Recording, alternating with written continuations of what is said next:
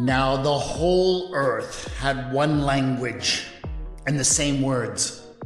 And as they migrated eastward, they came upon a plain in the land of Shinar and settled there. And they said to one another, "Come, let us make bricks and fire them thoroughly." And they had brick for stone and bitumen for mortar. Then they said, "Come, let us build ourselves a city and a tower with its top in the heavens, and let us make a name for ourselves. Otherwise, we shall be scattered abroad upon the face of the whole earth." The Lord came down to see the city and the tower which mortals had built. And the Lord said, "Look, they are one people, and they have all one language, and this is only the beginning of what they will do. Nothing that they propose to do will now be impossible for them. Come, let us go down and confuse their language there, so that they will not understand one another's speech." So the Lord scattered them abroad from there over the face of all the earth, and they left off building the city. Therefore it was called Babel, because there the Lord confused the language of all the earth, and from there the Lord scattered them abroad over the face of all the earth. The story of the Tower of Babel is a story, I've always been told, that is just there to explain the origin of the huge variety of human languages. It is a little story that they told to explain this strange phenomenon that people who came from different places could not speak with or understand each other. And that is true enough. It is a myth that appeals to divine action to explain a phenomenon that was not well understood and could not be explained before the development of the science of linguistics. But it always struck me that it is not just a story of mythic origins. It is a story that seems to be grounded in personal experience. It has a very real-world setting. Shinar is a plain in the upper Mesopotamian region. Babel is the actual Hebrew name for a real city, the city of Babylon, on the plain of Shinar. And the Babylonians did build with bricks and constructed great stepped pyramids called ziggurats that they themselves described as reaching into the heavens. It really makes sense to me that this was a story that would have been told by people who actually experienced what it was like to step foot in the great city of Babylon. Many scholars would assign the story of the Tower of Babel to one of the oldest sources behind the book of Genesis. This is generally referred to as the J source. Now, over the last century, scholars have argued for different dating for the J source. Early on, it was generally accepted that it was written around the middle of the 10th century BCE. But then it became more common to date it to the late monarchy in the 7th century. And lately, there are some scholars arguing for an exilic or even post-exilic dating in the 6th or even the 5th century. In short, the date when this passage was written is still very much under discussion. Now, the Babylonian Empire was extremely ancient and in existence before any of the Old Testament scriptures were written. So, individual ancient Hebrews could have had direct experience of the city of Babylon at just about any time during that whole history. But there was indeed one moment in time when the ancient people of Israel came in closest contact with Babylon. And that moment for me makes the most sense as to when this story might have been composed. I think it might have happened like this. This is Retelling the Bible.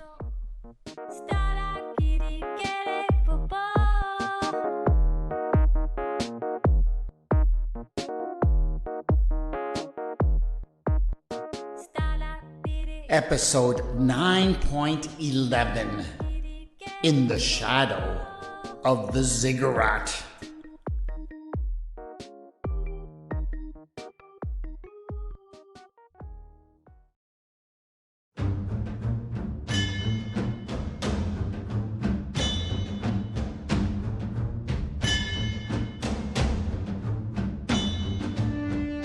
The mighty king, Nebuchadnezzar, had come down upon the city of Jerusalem like a hammer.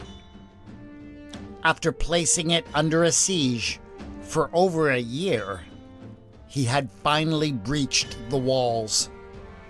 The leaders of the city fled, and the people were left at the mercy of the invading Babylonians.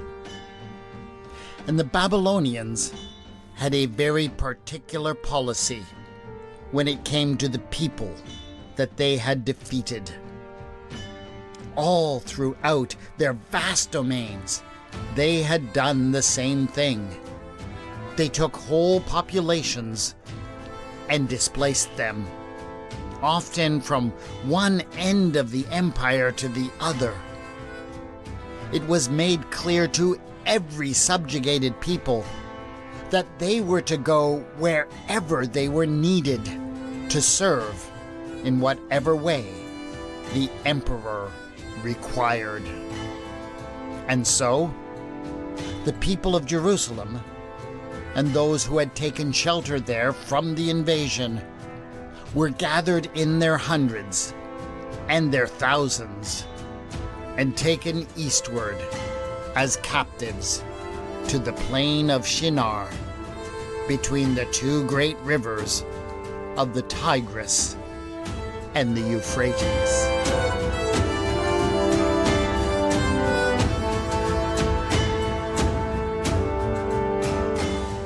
As the families who had come from Tekoa, a town to the south of Jerusalem, arrived in their new home in the land between the two rivers, they were greatly disturbed as they approached the place. As they looked forward in dismay, they saw a great cloud of smoke rising from the plain. It seemed as if they were being marched towards a terrible, fiery inferno.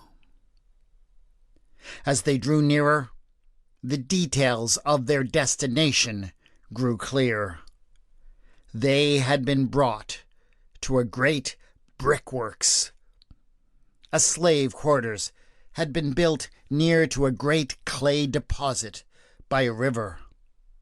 They walked by a virtual army of men, women, and children who were swarming over the clay.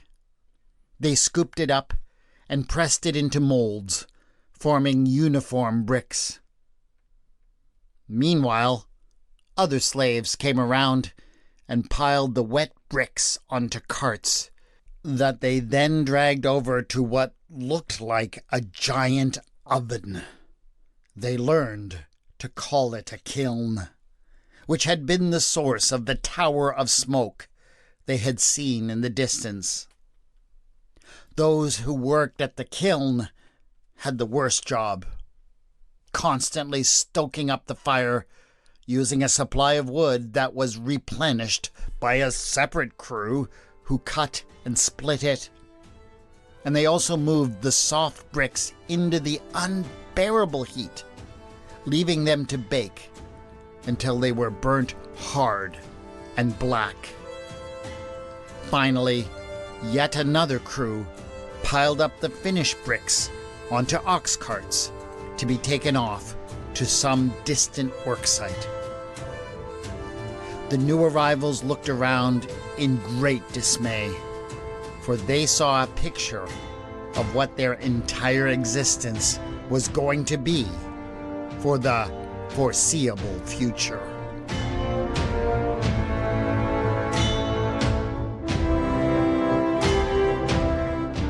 The industrial scale of the work they had been brought to do was all so strange to them. Back in Judah, most everything had been built out of wood or roughly shaped stones. Any bricks were just hand-shaped and dried in the sun. They could not imagine what possible use there could be for so many uniformly shaped bricks.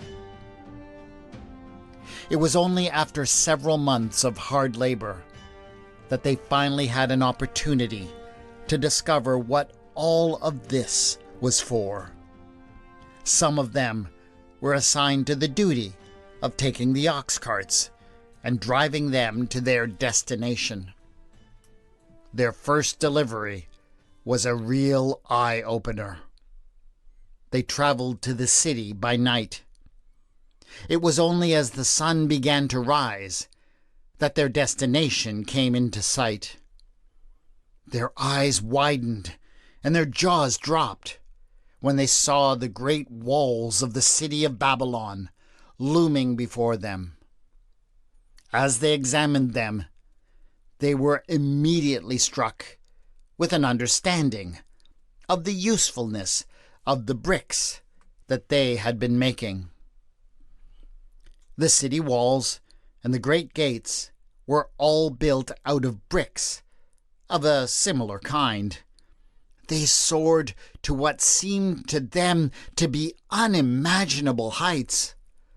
Every face of them was perfectly flat and smooth, every angle perfectly square. It was amazing to see what was possible when you built with uniform bricks. But the city walls were all finished, so the bricks that they had made were not for that work. This left them wondering what great projects the bricks that they had made could possibly be destined for. They saw the answer for themselves soon afterwards. The great tower stood at the center of the city, close by the temple of Marduk. It was called Etemenanki. It was a great stepped pyramid, a ziggurat, that stretched up into the sky to an unimaginable height. What's more, it wasn't even finished yet. The tower was still under construction. It was what they had brought the bricks for.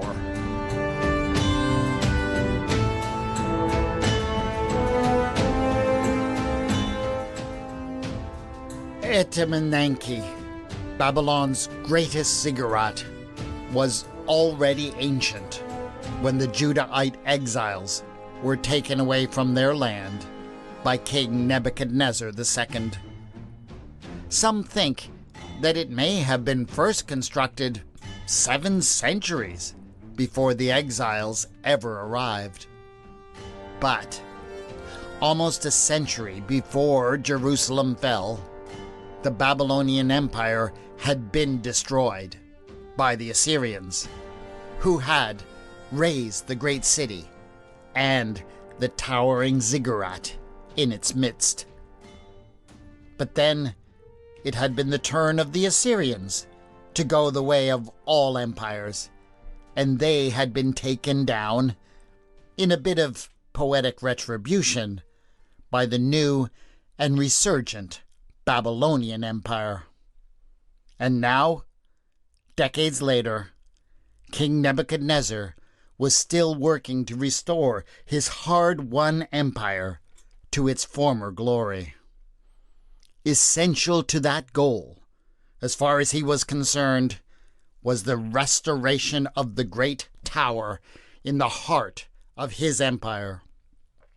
It was the most important symbol of his power and his right to rule over the whole world. The very height of the tower, proclaiming to all who saw it that the king of Babylon was unequal to the gods, as his mighty works reached even into the heavens. And so, Nebuchadnezzar had sent the exiles that he had gathered from all over the world to brickworks spread throughout his land, where they were creating an endless supply of bricks in order to achieve his great goal.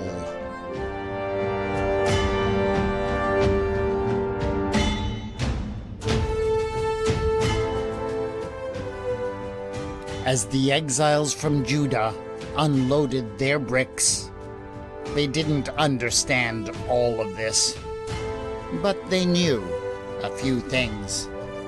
They knew that Babylon had fallen before, something that had famously happened in the days of their grandparents. And as they looked at the tower now, they saw it as a great symbol of the pride and power of the new Babylonian Empire that had destroyed their lives. As they looked at its foundations, they could see that they were ancient. The bricks at the base were much older than the new ones they had brought. The tower, it seemed, like the empire that it represented, had fallen before. Yes, they had no choice now but to continue to contribute to its restoration. But from now on, they would whisper as they did so that the gods would not tolerate this affront to their power.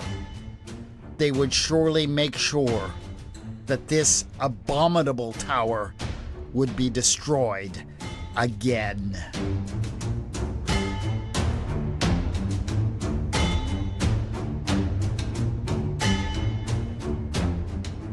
As they continued to unload their bricks, there was something else that began to trouble the exiles from Judah.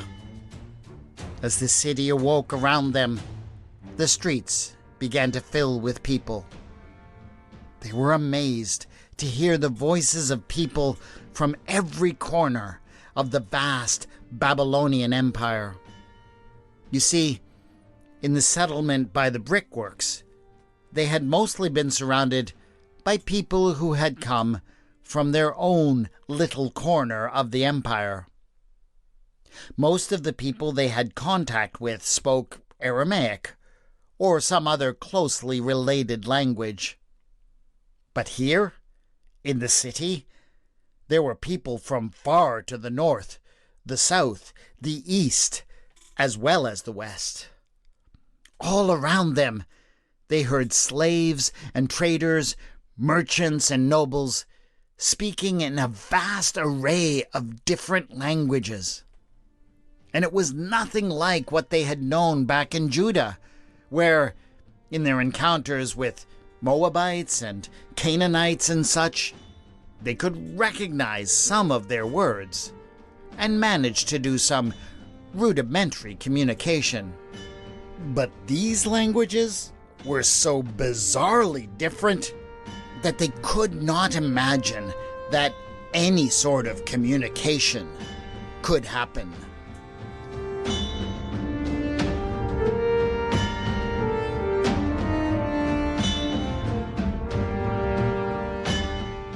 They could not stop talking about what they had experienced in the big city as they drove the oxen back to their settlement.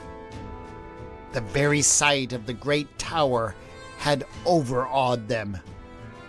As a symbol of the great empire of Nebuchadnezzar, its size and construction made it seem as if his rule had been established forever. But, as they discussed it, there were some who pointed out things that contradicted that idea. They mentioned how clear it had been to them that the tower had fallen before. And if it had fallen before, surely it could fall again. Maybe the empire was not as permanent as it seemed. And then there were those who said that the empire itself was already clearly unsustainable. The great confusion of language was an indication that the society was already cursed.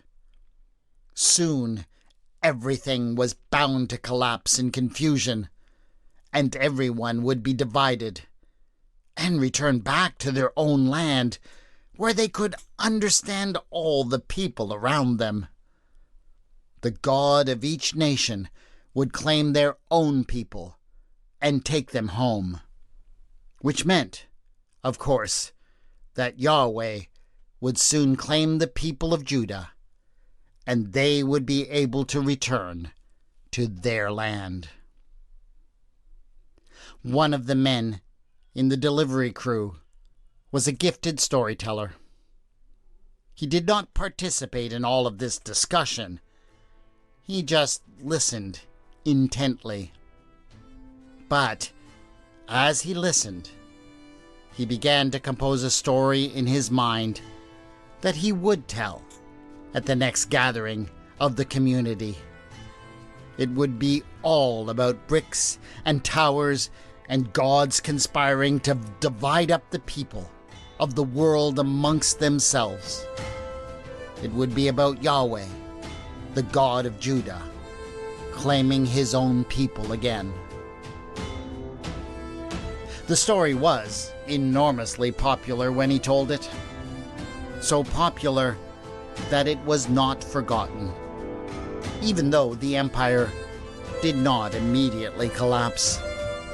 And when, over a generation later, Babylon did fall, and permission was given for people to return to their own lands to serve their own gods, the story received a final revision and enjoyed a new boost in popularity, spreading to all Judahite settlements and even to those who joyfully took the road to go back home.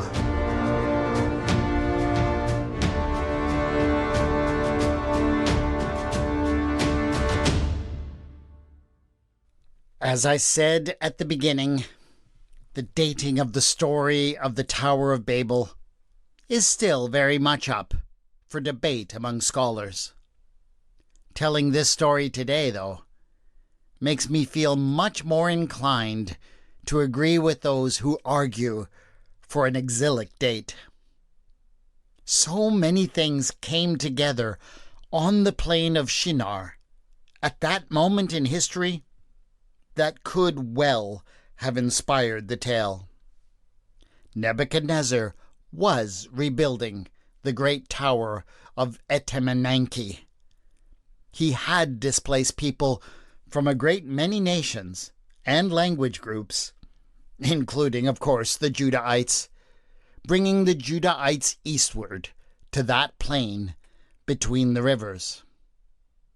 We also know that many of the exiles from Judah were taken away to work in the trades.